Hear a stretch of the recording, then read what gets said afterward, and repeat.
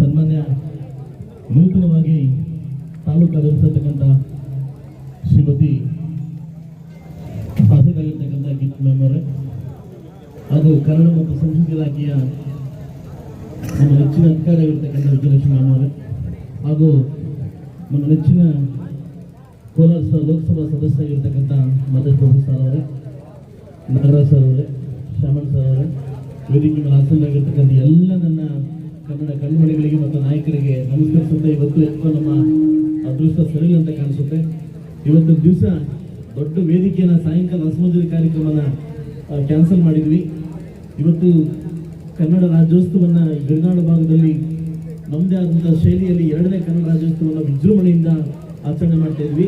ಇದು common program. Night ತುಂಬ 10,000 ಜನ ಸೇರ್ತಾ ಇದ್ರು. ಈ ಕಾರ್ಯಕ್ರಮ ರದ್ದಾಗಿದೆ. ಕೆಲವೇ ದಿನಗಳಲ್ಲಿ, ಇದೇ ತಿಂಗಳು ಕೆಲವೇ ದಿನಗಳಲ್ಲಿ ಅಪ್ಪು ಉತ್ಸವ, ಏನು ಕನ್ನಡ ರಾಜ್ಯೋತ್ಸವ ಅಪ್ಪು ಉತ್ಸವ ಕಾರ್ಯಕ್ರಮವನ್ನು ಇದೇ ಮಂತ್ ಎಂಡಿಂಗಲ್ಲಿ ಕಾರ್ಯಕ್ರಮ ಮಾಡ್ತಾ ಇದ್ವಿ. ಈ ಕಾರ್ಯಕ್ರಮಕ್ಕೆ ಶ್ರೀಮತಿ ಅಪ್ಪು ಮಿಸಸ್ ಆಗಿರ್ತಕ್ಕಂಥ ಅಶ್ವಿನಿ ಮೇಡಮ್ ಕೂಡ ಈ ಕಾರ್ಯಕ್ರಮ ಬರ್ತಾ ಇದ್ದಾರೆ. ತುಂಬ ಅದ್ದೂರಿಯಾಗಿ ನಡೆಸ್ಕೊಡ್ತೆ ಅಂತ ಹೇಳ್ತಾ, ಈ ಕನ್ನಡ ರಾಜ್ಯೋತ್ಸವವನ್ನು ಏನು ಗಡಿನಾಡು ಭಾಗದಲ್ಲಿ ನಾವು ಆಂಧ್ರ ಮತ್ತು ತಮಿಳುನಾಡು ಹೊಂದಿಕೊಂಡಿರ್ತಕ್ಕಂಥ ಈ ಒಂದು ಗಡಿನಾಡು ಪ್ರದೇಶವನ್ನು ಉಳಿಸಲಿಕ್ಕೆ ಶತ ಪ್ರಯತ್ನವನ್ನು ಮಾಡ್ತಾ ಇದ್ದೀವಿ.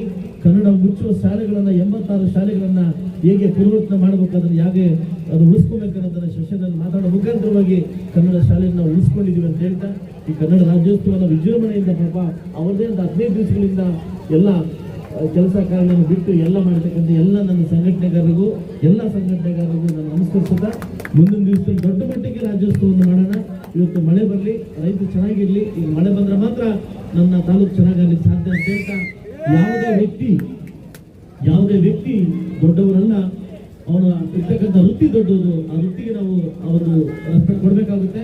ಅದು ಯಾರೇ ಆಗಿರಲಿ, ಹೇಗೆ ಆಗಿರಲಿ, ಆ ವೃತ್ತಿಗೆ ನಾವು ನಮಸ್ಕರಿಸಬೇಕಾಗುತ್ತೆ. ಯಾಕಂದ್ರೆ ವ್ಯಕ್ತಿ ದೊಡ್ಡವನಲ್ಲ, ನಾವು ವೃತ್ತಿ ದೊಡ್ಡದು. ವೃತ್ತಿಗೆ ನಾವೊಂದು ಸಂಸ್ಕಾರವನ್ನು ಕೊಡಬೇಕಾಗುತ್ತೆ ಅಂತ ಹೇಳ್ತಾ, ದಯವಿಟ್ಟು ಮುಂದಿನ ದಿವಸದಲ್ಲಿ ತಾವೆಲ್ಲ ದೊಡ್ಡ ಮಟ್ಟಿಗೆ ಗಡಿನಾಡು ಉತ್ಸವವನ್ನು ಮಾಡೋಣ ಅಂತ ಹೇಳ್ತಾ ಅವಕಾಶ ಕೊಡಿ. ತಮ್ಮೆಲ್ಲರಿಗೂ ಒಂದು ಸಲ ಮಾತು ಮುಗಿಸೋದು ಒಳ್ಳೆಯದಾಗುತ್ತೆ.